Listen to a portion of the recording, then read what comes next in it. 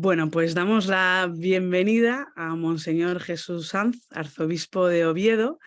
Y bueno, pues nosotros pensando en el curso de Ahonda que arrancaba el 4 de octubre, decíamos, ¿con qué podemos arrancar? Y por supuesto, pues viendo el calendario, una fiesta como la de San Francisco de Asís, pues yo pensé, pues sería maravilloso tener a don Jesús Sanz que nos hable de este gran santo y también con la mirada puesta en la santidad, ¿no?, de todos nosotros, que es nuestra meta, llegar al cielo y bueno, pues le hemos invitado a él para que, bueno, pues tiene un libro también publicado por Encuentro, San Francisco de Asís, Compañía para nuestro destino, y bueno, pues con motivo de este libro también y de toda la sabiduría de él como franciscano, bueno, pues le hemos pedido que hoy comparta con nosotros una pequeña reflexión y un diálogo. Muchas gracias, don Jesús, bienvenido. Bien hallada, María. Paz y bien, decimos los franciscanos. Bien, bueno, pues muchísimas gracias y nada, pues suya es la palabra e iremos pues dialogando.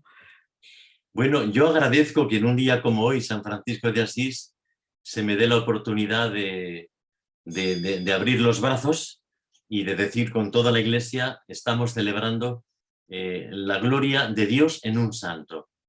Porque cuando vemos el calendario cristiano, puede parecer con tantos nombres, tantas épocas, podría dar la impresión de que estamos ante un catálogo de ¿qué?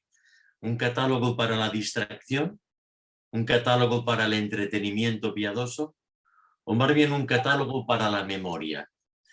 Porque ya decía aquel primer catecismo de la Iglesia, en el siglo II, la Didache, dice, cada día debes buscar el rostro de los santos para encontrar en sus palabras el consuelo. Por tanto, se habla de un rostro y de una voz, de una belleza y también de una palabra, que decía que el primer catecismo cristiano se encuentra en los santos. O sea que cuando hacemos memoria de los santos, hoy 4 de octubre, San Francisco de Asís, no estamos precisamente entreteniéndonos de una manera muy devota y muy piadosa, faltaba más, sino que estamos haciendo una verificación de que en los santos la palabra de Jesús se escucha y la propuesta y la belleza de Jesús se puede contemplar. Por ello, un santo nunca es un desplazamiento, como si Jesús fuera insuficiente, como si su palabra no llegase al corazón, o como si su enseñanza no abrazase cualquiera de nuestras circunstancias. Pero los santos lo que hacen es, dicho de alguna manera, poner fecha y domicilio a lo que en Jesús está dado por el Padre Dios para siempre. Por eso un sentido que tiene la santidad que tú ahora decías en la introducción, estamos llamados justamente a lo que fueron llamados los santos. Tenemos la certeza, y en esto la Iglesia nos ayuda, de que ellos han llegado a expresar y a vivir eso para lo que ellos nacieron. Porque toda historia de santidad, la de San Francisco de Asís, Santa Clara de Asís, la tuya y la mía, consiste en que la vida se me ha dado para que yo en el fondo, según voy cumpliendo años, y los cumplimos todos al mismo tiempo, bueno, pues según voy haciendo un camino de madurez humana y cristiana, yo descubra una palabra que Dios eternamente silenció para decírmela a mí y para contarla conmigo. Que yo descubra en el proceso de maduración humana y cristiana una gracia que Dios eternamente retuvo para dármela a mí y para repartirla conmigo. De tal manera que una santidad, una historia de santidad, es en el fondo la historia de alguien que se sabe portador y portavoz de esa gracia y esa palabra para las que nació. Y esto es lo que reconocemos de una manera cumplida y acabada en nuestros hermanos los santos, que ellos han buscado esa palabra. Dios, Señor, ¿tú qué quieres decir conmigo? Señor, ¿tú qué quieres repartir conmigo?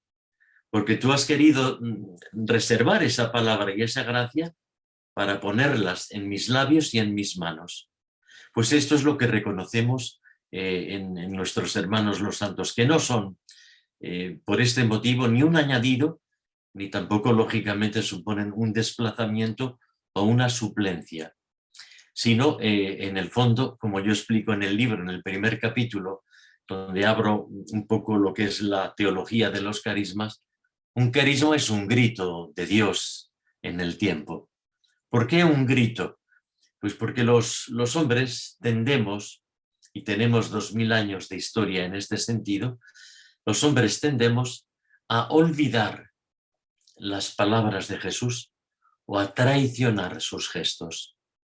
Y por eso en 20 siglos de andadura cristiana reconocemos que la Iglesia ha tenido una serie de altibajos, en donde ha habido grandes luminarias de santos que nos han acercado una luz que por ellos pasaba, aunque no nacía en ellos. Y ha habido momentos en donde también la historia de los hombres y nuestros caminos han quedado demasiado opacadas, eclipsadas, y el mensaje que podíamos decir ha quedado censurado y silenciado en demasía. En este sentido, pues lo que reconocemos es que los santos se han dejado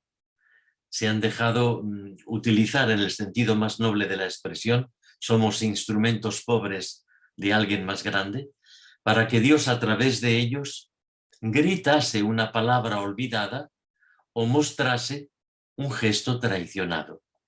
De tal manera que San Francisco de Asís, que es un hombre de la Edad Media, en aquel momento viene a recordar. La palabra recordar en su etimología latina es muy hermosa, porque recordar significa volver a pasar por el corazón. Y a veces el corazón se queda un poquito taquicártico, o se queda un poquito pues con un soplo que parece que no vive. Y entonces va lento o demasiado deprisa. Entonces volver a pasar por el corazón una palabra y una gracia, que mis arritmias y mis taquicardias se sanan de golpe y para siempre. Y un santo es el que se ha dejado hacer así, en este sentido, para que el Espíritu Santo vuelva a dar en el tiempo de cada época y en los lares de cada espacio, vuelva a regalar a la Iglesia y a la humanidad entera algo que ya estaba dado, algo que ya estaba dicho para siempre en el Hijo de Dios, que es Jesucristo. Entonces el Padre es el que lo da, el Hijo es el que humanamente, un Dios que se hace hombre, nos lo revela, y el Espíritu Santo es quien nos lo recuerda cada vez que nosotros lo olvidamos. Estos son los santos, y San Francisco de Asís no es un santo cualquiera. ¿Qué voy a decir yo? Evidentemente, pues me he sentido llamado a esta gran familia que tiene 8 siglos de andadura, donde hay mártires, donde hay confesores de la fe, donde hay doctores de teología, donde hay misioneros, y hay tantos hermanos y hermanas que en la gran familia franciscana han hecho suyo ese don que Dios quiso dar a Francisco y a través de él regalar a Francisco y a través suya. Y los que hemos venido tiempo después, yo un rato después, ¿qué hacemos? Pues clonamos a San Francisco o repetimos lo que ya está dado para siempre en San Francisco. Y dices, no, yo tengo que ser santo en la familia de San Francisco, con San Francisco, pero tengo que ser santo yo, porque Dios ha hecho para cada uno de nosotros, de sus hijos e hijas, una historia de santidad personalizada. Yo tengo una edad, he nacido en un momento, he nacido también no solamente en una época, sino también en un lugar, y después mi trayectoria humana ha hecho que yo haya conocido gente, que haya vivido circunstancias, que me hayan sucedido cosas, que haya tenido gracias sin que me hayan faltado pecados, en donde es mi biografía cristiana. Yo tengo que ser santo al franciscano modo, pero tengo que ser santo yo con el destino para el que Dios a mí me ha llamado. Por eso es el libro que tiene ese título extraño inicialmente, San Francisco de Asís, una compañía para mi destino. Una compañía significa que San Francisco no me va a suplir a mí. Y yo no me puedo amparar en la sombra de San Francisco para no ser yo. San Francisco a mí no me suple, pero sí que providencialmente a mí me acompaña, como tantos otros santos.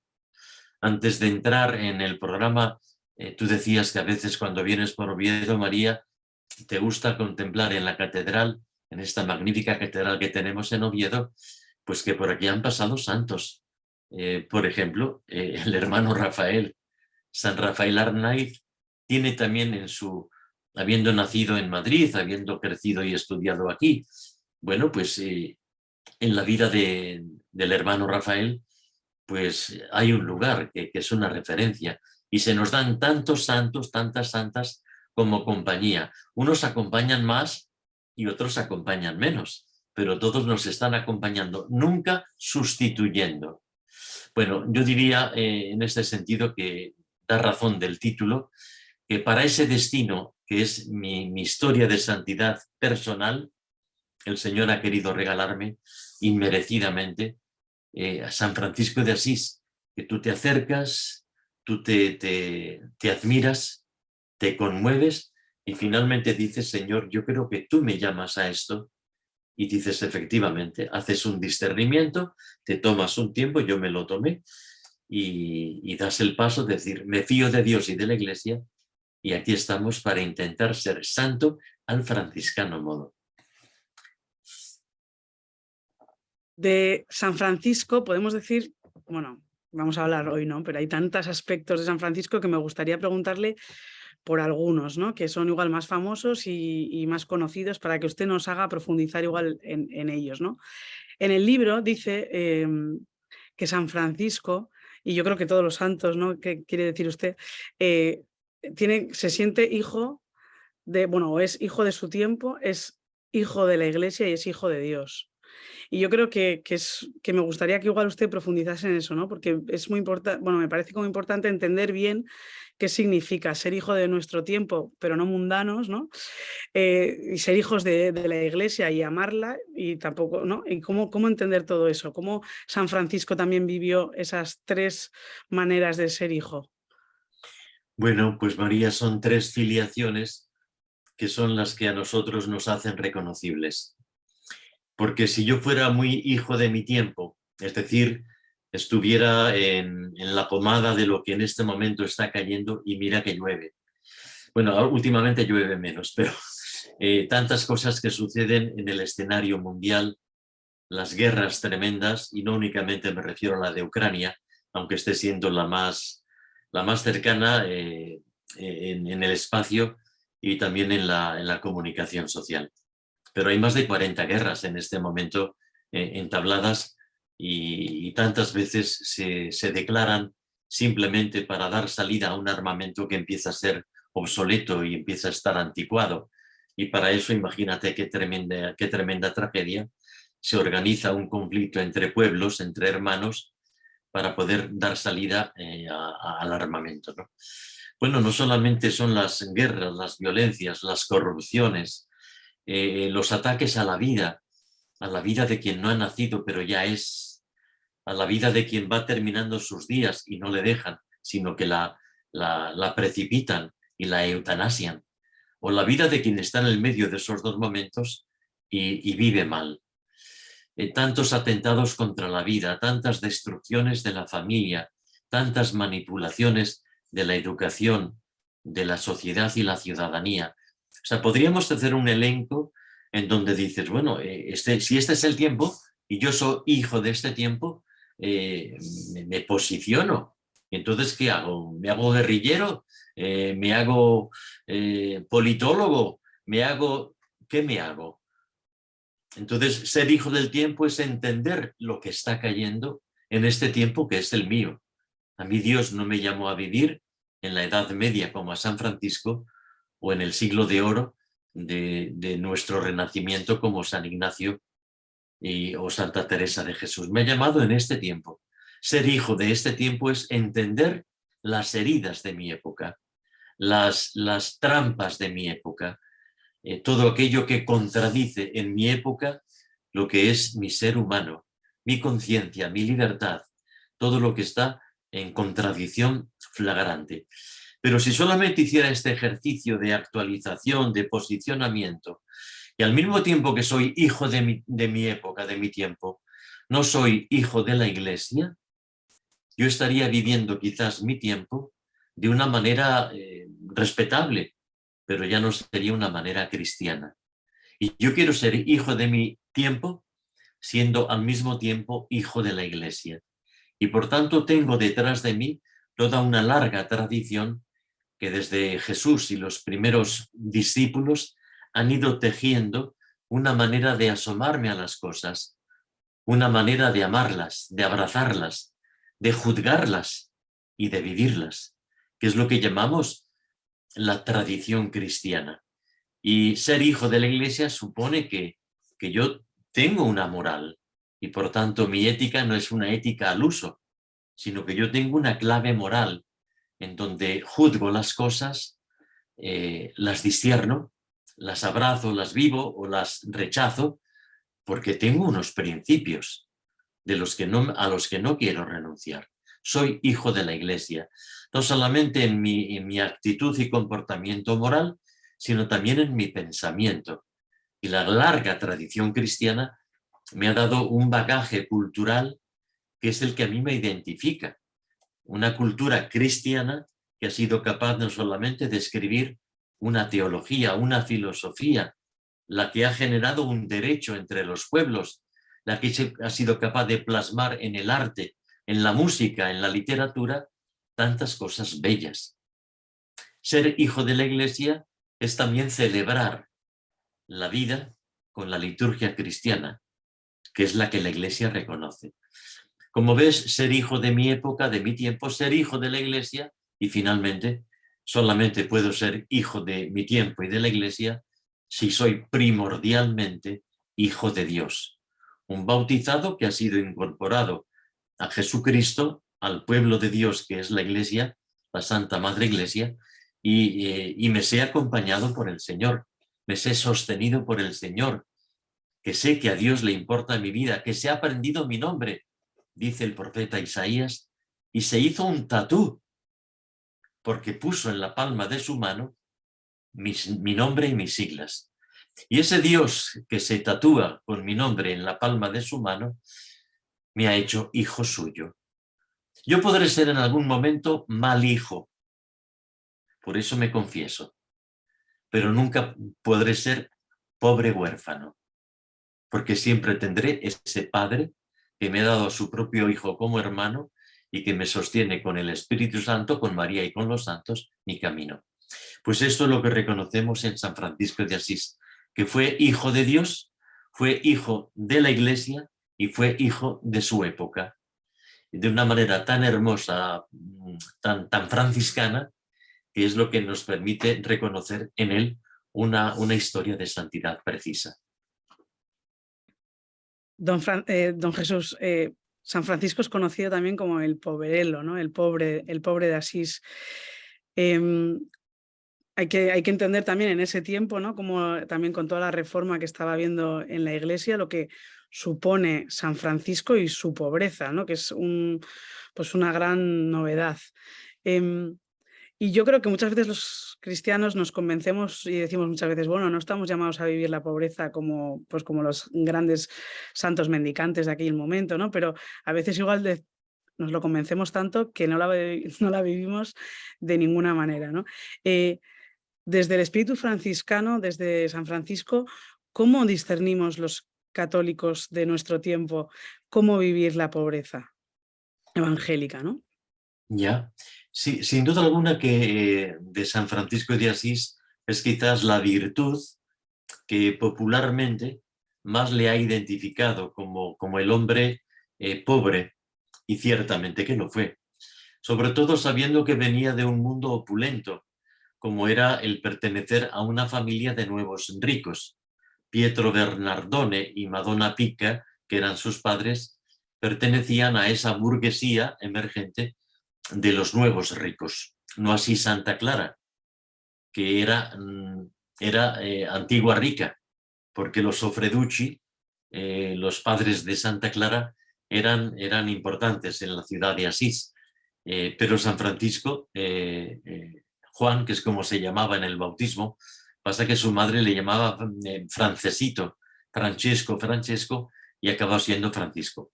Bueno, él viene, por tanto, a la pobreza que le identifica en la tradición cristiana desde una experiencia de opulencia y de nueva riqueza. Sin embargo, lo primero no es la pobreza en San Francisco. Y ahora voy a explicar respondiendo a tu pregunta, pero lo primero en San Francisco no es la pobreza. Lo primero en San Francisco es Dios.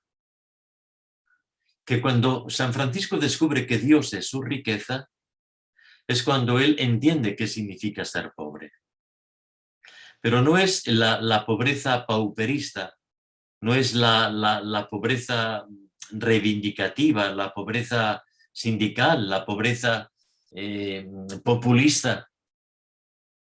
Es la pobreza que nace de una riqueza que no era la de sus padres, sino la de Dios. Y por eso lo primero en San Francisco no es la pobreza, lo primero es Dios.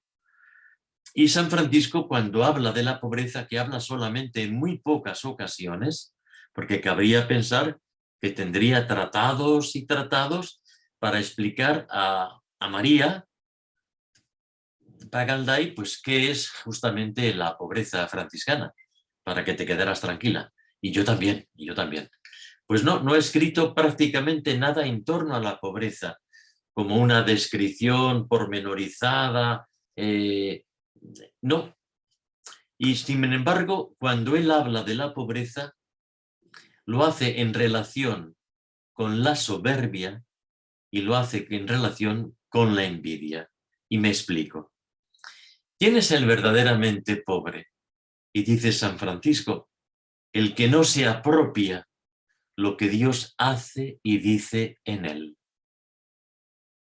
Porque decíamos al principio, toda persona, todo hijo de Dios, es alguien llamado a la vida para que descubra, cuanto antes mejor, la palabra que eternamente Dios silencia para decírmela a mí y decirla conmigo. Un hijo de Dios, el que descubre cuanto antes mejor, una gracia eternamente retenida por la que Dios me quiere regalar a mí y quiere repartir conmigo.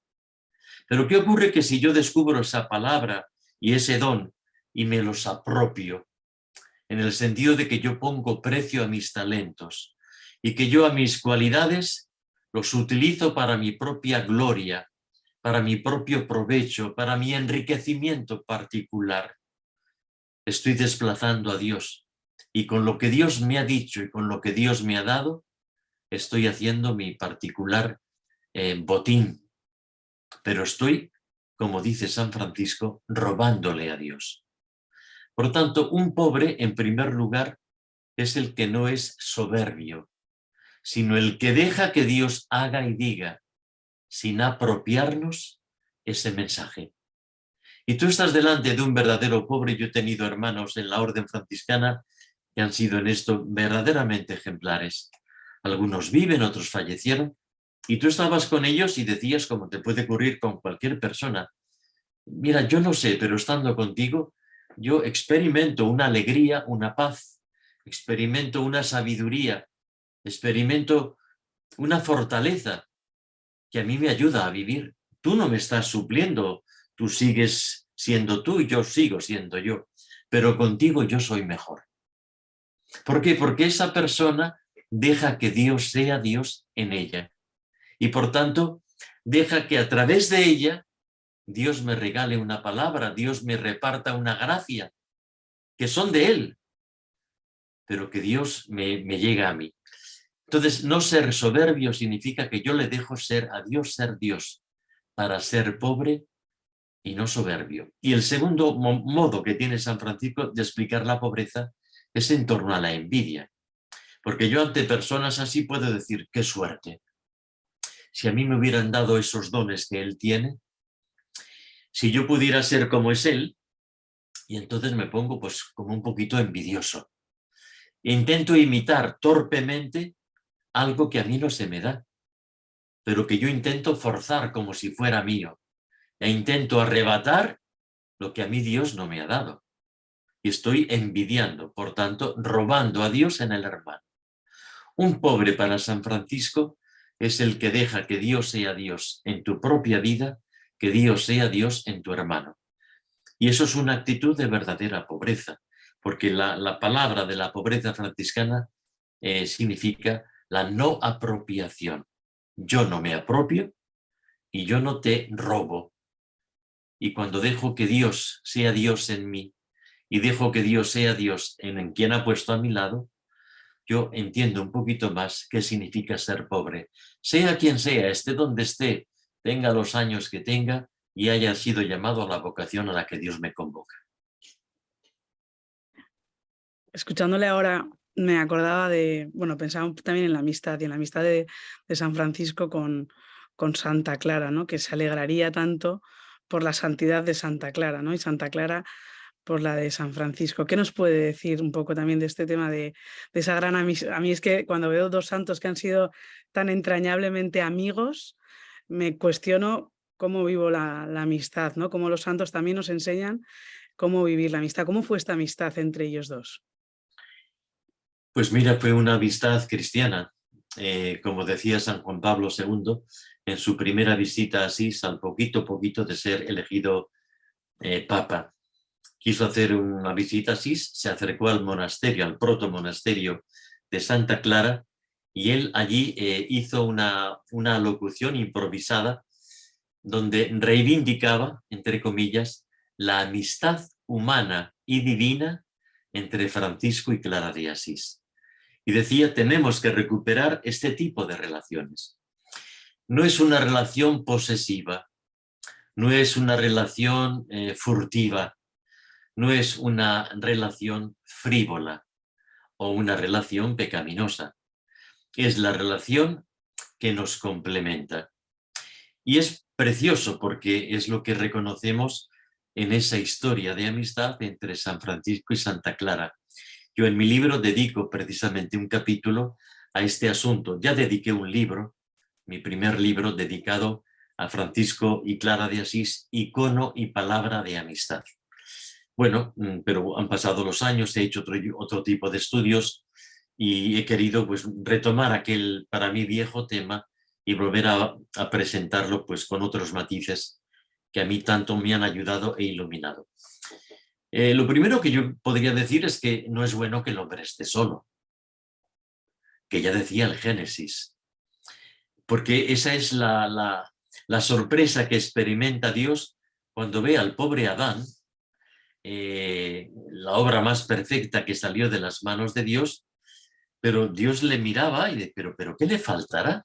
Pero si con él me he esmerado como con ninguna otra criatura, y está triste, está como depre, está tristón, ¿qué le puede faltar? Y dice el autor del Génesis, no es bueno que el hombre esté solo. Y ahí nace Eva, como dice el texto original en hebreo, como una ayuda adecuada, una ayuda que le corresponde. No es la ayuda del divertimento, no es la ayuda del pasatiempo, no es la ayuda de la aventura, es una ayuda que a ti te corresponde, una ayuda que a ti te complementa. Este tipo de relaciones las hemos tenido en la Iglesia, gracias a Dios. Cuando yo hacía mi doctorado en Roma, tuve que leerme un libro muy grueso de un jesuita italiano, Egidio Gentili, donde hablaba de Dios, el amor y la amistad. Y él pasaba revista con una cierta brevedad a muchas de las, entre comillas, parejas que ha habido en la historia cristiana. Parejas de santos, hombres y mujeres, que han vivido la correspondencia complementaria de aquello de que no es bueno que el hombre esté solo. ¿Por qué no es bueno que el hombre esté solo? Porque es que Dios no es solitariedad, sino que, como dice San Agustín en su tratado sobre la Trinidad, Dios es la historia de un amante que quiere a un amado y que lo quiere en el amor. Un eterno amante de un eterno amado en un eterno amor. Dios no es solitariedad, sino una comunión de personas que se complementan, corresponden y que se hacen Trinidad. Bueno, pues si somos imagen y semejanza de un Dios así, no es bueno que vivamos solos. Y por eso Dios pone a nuestro lado personas que con diferente grado de vinculación y de relación nos ayudan a que cada uno de nosotros, lleguemos a nuestro destino. Santa Clara es para San Francisco y viceversa la compañía providencial para que Clara fuera Clara y Francisco fuera Francisco. No se transformó Francisco en Clara o viceversa, sino que fueron ellos mismos, pero desde la luz que les propiciaba precisamente el regalo de Dios en el otro. Y eso implica, pues, primero la gratitud, segundo el discernimiento que reconoce por qué esa persona a mí me complementa y me corresponde, y en tercer lugar la vigilancia para que eso que nace de Dios, pues mi hombre viejo, las tentaciones que sufrimos, no lo desbarate. Lo que puede empezar en Dios puede terminar en brazos del demonio. Bueno, pues por eso una prudente y cristiana vigilancia, para que podamos al final, como hacen Francisco y Clara, entonar un himno de agradecimiento, un cántico de las criaturas, como tanto uno como otra quisieron terminar su existencia. Y hablando de esto, de la amistad que cada uno, que Francisco sea Francisco y Clara, ¿no? Usted también hace referencia en el libro, a San Francisco también se dice muchas veces que es el santo que más se parecía al Señor, o mucha gente dice eso, ¿no? Y cuando hablamos también de los santos hablamos de alter Christus, ¿no? De otros, y lo traducimos muchas veces como otros Cristos, pero usted dice que la traducción más correcta es Cristo otra vez. Bueno, pues esta especie de título de Franciscus Alter Christus es un título medieval en donde los primeros agiógrafos reconocen que la santidad de San Francisco es tan pegada al Señor, es tan cristológica y tan cristocéntrica, que estamos asomándonos a él contemplando un alter Christus. Si fuera otro Cristo, claro, bien entendido se entiende, ¿no? Sin embargo, la traducción literal, alter Christus, otro Cristo, da la impresión de que estamos ante una alternativa, a una especie de indeseable sustitución. Y por eso no es otro Cristo, sino Cristo otra vez. Porque es que solamente hay un Cristo. Y si hablamos de otro Cristo, dice, bueno, hay dos en el fondo, es Él y yo. Oiga, un poquito más de humildad vendría muy bien para eso de ser usted santo, ¿no? Bueno, pues no soy el otro Cristo, sino que soy el mismo Cristo otra vez, con esa condición de que yo me ensimisme en el Señor, de que yo me abrace tanto al Señor, que termine siendo una imagen, un icono vivo del Señor. Yo leí hace ya años un librito de un autor francés, Licon, de Michel Queneau, en donde él hablaba de los iconos y quiso escribir este libro precisamente en el monte Athos, ese monte sagrado en Grecia, en donde hay tantos monasterios ortodoxos. Y este hombre, un buen escritor francés, se fijaba que aquellos monjes cada vez se parecían más a los iconos que ellos contemplaban, que veneraban. Y entonces termina su libro diciendo, de tanto contemplar y venerar los iconos, han acabado en iconos transformados. Bueno, esta sería la salida deseable de todo cristiano, que de tanto escuchar a Dios, a Jesucristo, cuando yo hablo, alguien pueda decir, me parece escuchar el Evangelio.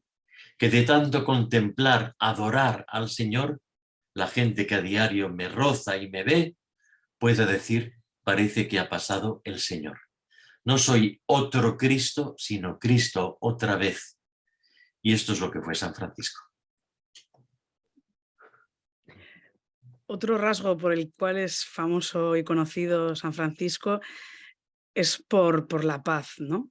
Paz y bien, y siempre en su boca pues estaba, bueno, o por lo menos lo que nos ha llegado muchas referencias a él sobre la paz, pero usted también habla de diferenciar entre la verdadera paz y el pacifismo, ¿no? Y también hoy con este tiempo yo creo que hay como varias dimensiones. Uno está el tema de la guerra que estamos viviendo, pero también creo que socialmente y que muchas veces por los cristianos en el día a día nos vemos también como igual tentados por el buenismo.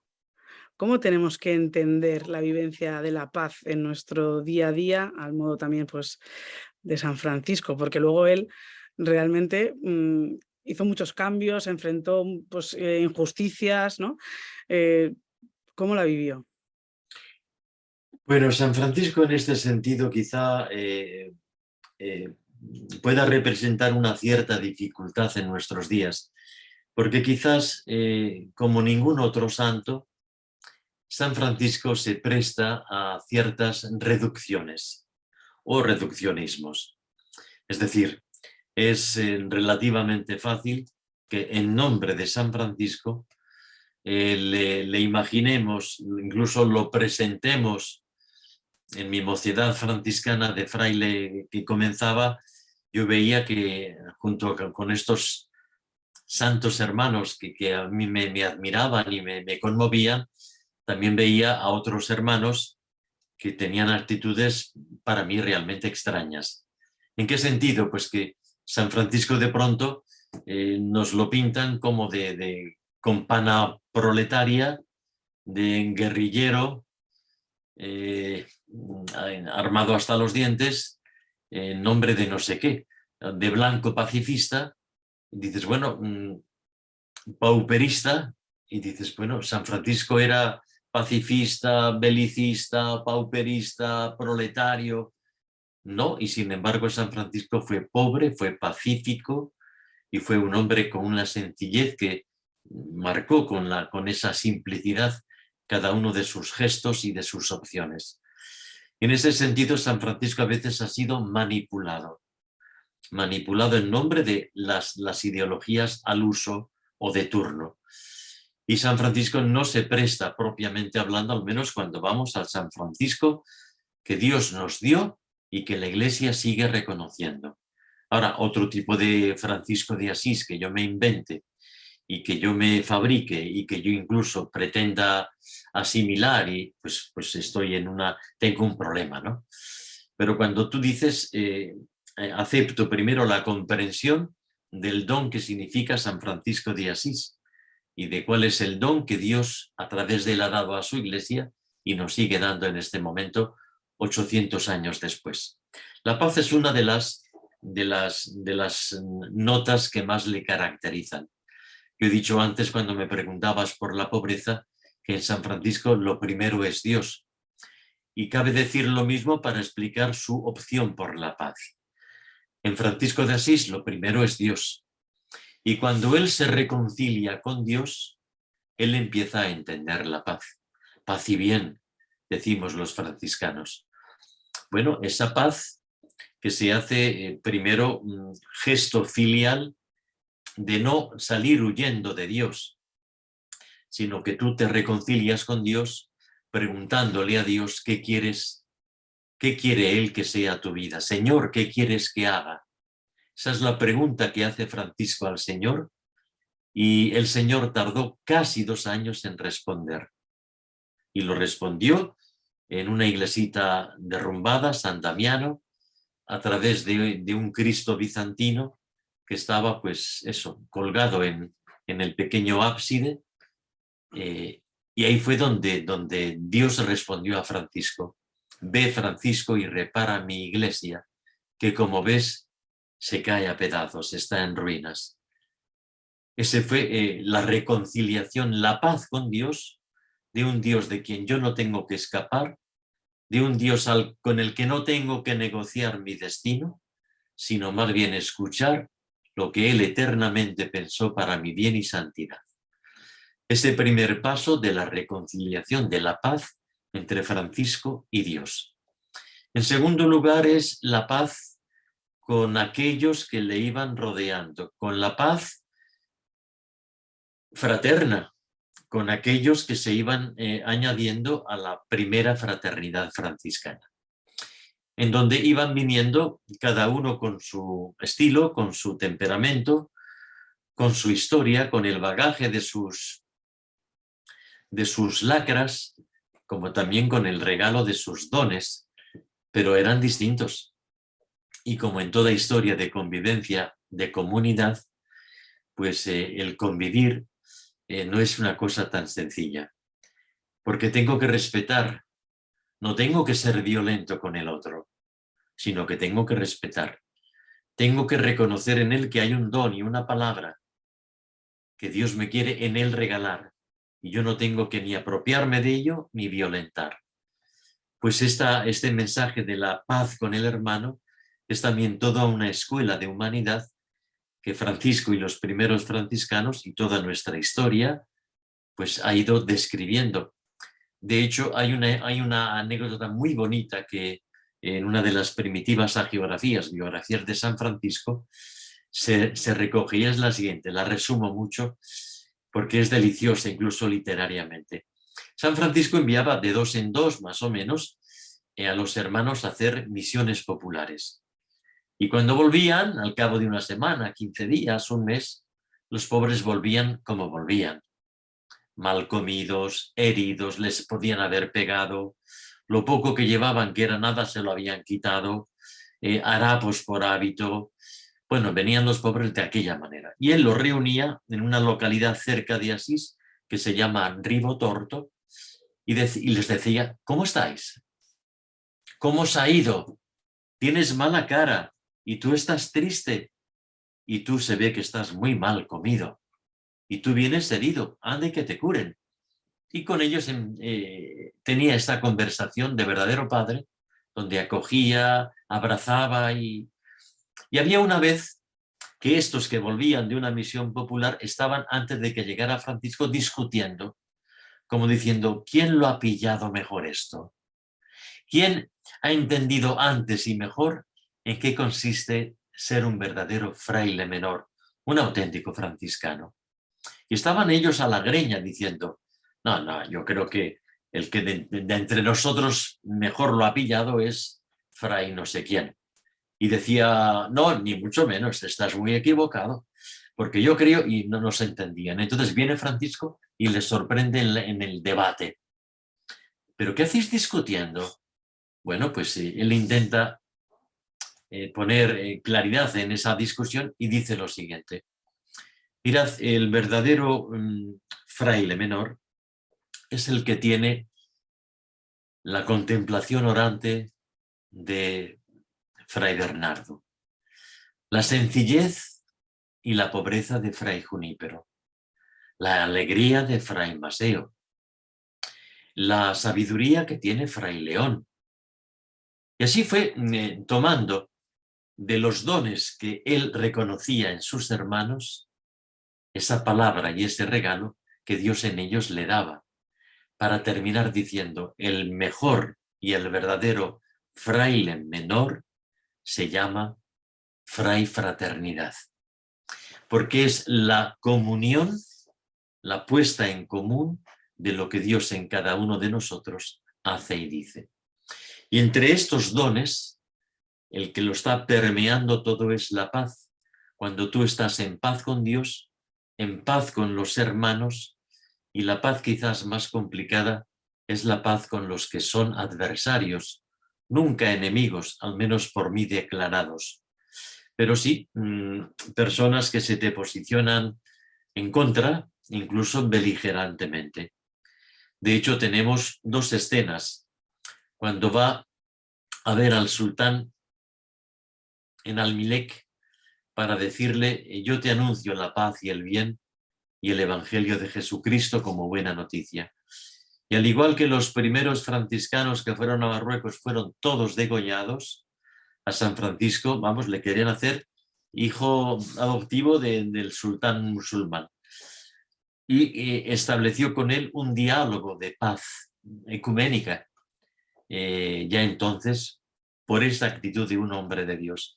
Y el segundo escenario es el de la escena de Gubbio, que es una parábola, cuando en Gubbio había un lobo que no solamente mataba a las ovejas, sino que empezaba también a herir y a atacar a las personas.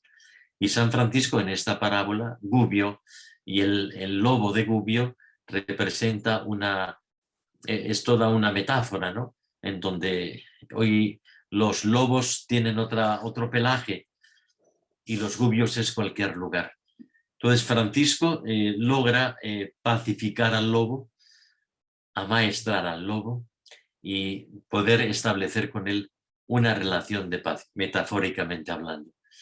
Por eso digo que la paz y el bien es en San Francisco de Asís una característica netamente franciscana, pero que no nace del pacifismo ideológico, que no nace del buenismo de turno, sino que nace de un encuentro con Dios que me pacifica y con quien yo me reconcilio, de un encuentro con mi hermano, a quien reconozco como complementario, y con un encuentro con las heridas y las violencias del mundo, de nuestro mundo, a las que yo me siento enviado. Don Jesús, si le parece ya la última cuestión, creo que también ha pasado después de 8 siglos, seguimos hablando de la hermana muerte, ¿no? Como él le llamó. Y muchas veces pues vemos hoy en día cómo estamos intentando escapar por todas esas partes, ¿no? de la muerte, y cómo la ciencia, pues en nombre de la ciencia, pues se quiere como ese momento, pues no mirarlo, ¿no? Cara a cara. Y como San Francisco, sin embargo, ¿cómo vivió él esa enfermedad, esa hermana muerte? ¿Cómo fue para San Francisco esa experiencia, ¿no? de enfermedad y también de todo el sufrimiento que hoy también no queremos ver, pues todos los sufrimientos que él tuvo también, pues físicos, ¿no? Y ¿cómo fue en él? Bueno, hoy es 4 de octubre, la fiesta de San Francisco, pero ayer, 3 de octubre, los franciscanos en todo el mundo celebramos al caer de la tarde, después de las vísperas, una celebración que es para nosotros muy entrañable, que se llama el Tránsito de San Francisco. En Asís, en la iglesita de la Porciúncula, Santa María de los Ángeles, esa capillita dedicada a Santa María, a la que tenía tan tierna devoción el poverello, San Francisco, junto a esa capillita está lo que se llama la capilla del tránsito. Está como a 5 metros, porque la Porciúncula, esa capillita pequeña, está dentro de la gran basílica de Santa María de los Ángeles. Y la Porciúncula y la capilla del tránsito están como a 5 metros de distancia. ¿A qué tránsito se refiere ese lugar al que justamente tú me estás preguntando? Al tránsito de la muerte. San Francisco de Asís, ¿cómo recibió la muerte? Pues la recibió desnudo y cantando. No en vano, su Cántico de las Criaturas termina precisamente en su última estrofa con una alabanza al Dios altísimo y omnipotente, buen Señor, por la hermana muerte corporal. Ese cántico, que es el canto del cisne de un santo cristiano, ese cántico está compuesto al final de sus días. Será compuesto en San Damiano. Y es un cántico que quien lo lee por primera vez puede decir, en la estructura literaria sencilla y bella, bueno, pues estamos ante una pieza literaria de una gran belleza. De hecho, es la primera obra de la literatura italiana y como tal se estudia, como nuestro Cántico del Mio Cid. Pues para ellos es el manuscrito 338 donde está el Cántico de las Criaturas de San Francisco de Asís. Y el autor de este cántico, ¿quién era? Un poeta. Era un hombre que tenía facilidad para el verso. Era músico y se dedicaba al arte de la composición. Era una persona sensible, era una persona pues con una delicadeza y una filigrana. Bueno, pues era parte de todo esto, sin duda alguna. Era artista, era cantor, tenía finura literaria, aunque no se dedicó a escribir, y sobre todo tenía una facilidad para expresar como en ese cántico. Pero claro, podríamos decir, me imagino a este hombre, el autor del Cántico de las Criaturas, en una buena mesa, mirando un horizonte hermoso, viendo cómo cae el sol cada tarde, cómo amanece cada día, cómo los pájaros le ponen música de fondo y cómo en un clima sin cambio climático, pues él compone las estrofas.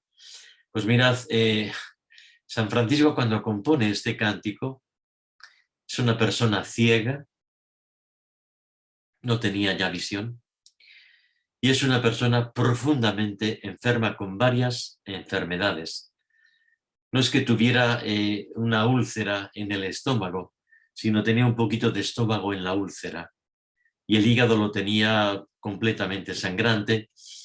Tenía el miedo dentro de su cuerpo de poderse haber equivocado y de no haber expresado ante la obra que nace con él lo que Dios quería que naciera. Y había alguna división en aquella orden franciscana inicial y estaba pues asustado. Es decir, ¿qué secreto tienen los santos donde cuando siendo ciego tú describes la luz? Cuando estando acosado por dificultades y problemas, tú eres un heraldo de la paz. Y cuando teniendo tus dolores, incluso físicos, tú eres capaz de contar la bondad de las cosas. Tiene que haber un secreto.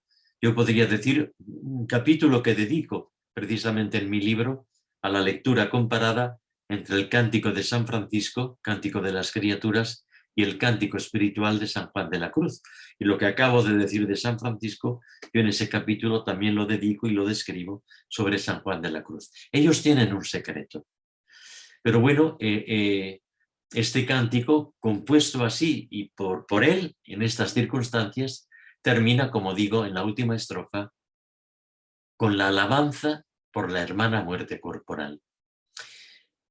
En la sección de los escritos de San Francisco, que son las admoniciones, él tiene una admonición que son como avisos espirituales, que es preciosa. Yo a los curas aquí en Asturias, tantas veces, especialmente en los funerales de algún sacerdote, lo suelo repetir, ya se lo saben todos de memoria, la cita de San Francisco, porque dice así: somos lo que somos ante Dios y nada más. Y esto lo dice San Francisco, somos lo que somos ante Dios y nada más, pensando precisamente en la muerte. Porque ciertamente en la muerte ahí no caben los disfraces, no tiene sentido los maquillajes y los potingues, ahí no cabe la parafernalia de mi tratar de adornar mi vida para engañar al que se deje. En ese momento soy quien soy y nada más. Somos lo que somos ante Dios y nada más. Y San Francisco, a través de toda su vida, si la concluye desnudo sobre la tierra y cantando, es porque aprendió a ser lo que era ante Dios y nada más. Y lo que no era ante Dios Francisco lo fue poco a poco dejando, para terminar siendo el Francisco que Dios quiso, el que eternamente pensó y el que para siempre con la Iglesia nos ha regalado. Hay una anécdota preciosa que el Papa Benedicto, cuando todavía era el profesor Joseph Ratzinger, refiere en un libro, Iglesia en Camino, donde cuenta una anécdota, y con esta al menos por mi parte termino, María, donde dice, recuerda el Papa Ratzinger, que Miguel Ángel Buonarroti, el gran artista italiano, cuando terminó de esculpir el Moisés, sus discípulos quedaron admirados, diciendo: Michelangelo, te has superado a ti mismo con esta obra de arte. Un capolavoro, dicen los italianos. Si eres bueno, aquí eres lo máximo. ¿Cómo has sido capaz de darnos esta obra de arte? Y la respuesta genial de un artista que era genial fue la siguiente. La obra de arte ya estaba dentro del trozo de mármol. Yo me he dedicado a quitar los trozos que la ocultaban.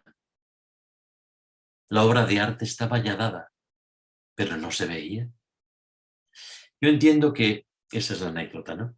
Y entiendo que San Francisco de Asís ha hecho justamente esto hasta llegar a la hermana muerte para decir, la obra de arte de Dios en mí está culminada. Alabado seas mi Señor por la hermana muerte corporal. Muy bien, María. Así lo dejamos. Ni más ni menos. Muchísimas gracias, don Jesús. Y tenemos una tradición y es que si puede, nos dé la bendición para todos los que escuchan también y bueno, pues que este encuentro con usted pues también resuene y podamos pues profundizar en él. Con mucho gusto.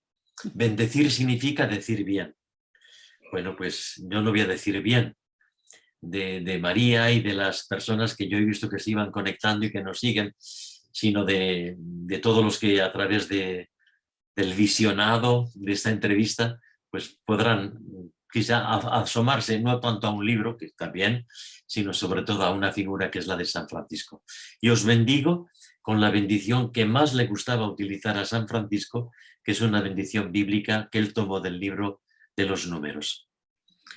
El Señor os bendiga, os muestre su voz, tenga misericordia de vosotros y os conceda la paz. La bendición de Dios Todopoderoso, Padre, Hijo y Espíritu Santo, descienda sobre vosotros y con vosotros permanezca siempre. Amén. Paz y bien. Paz y bien. Feliz fiesta de San Francisco, monseñor. Igualmente para ti y para todos nuestros amigos.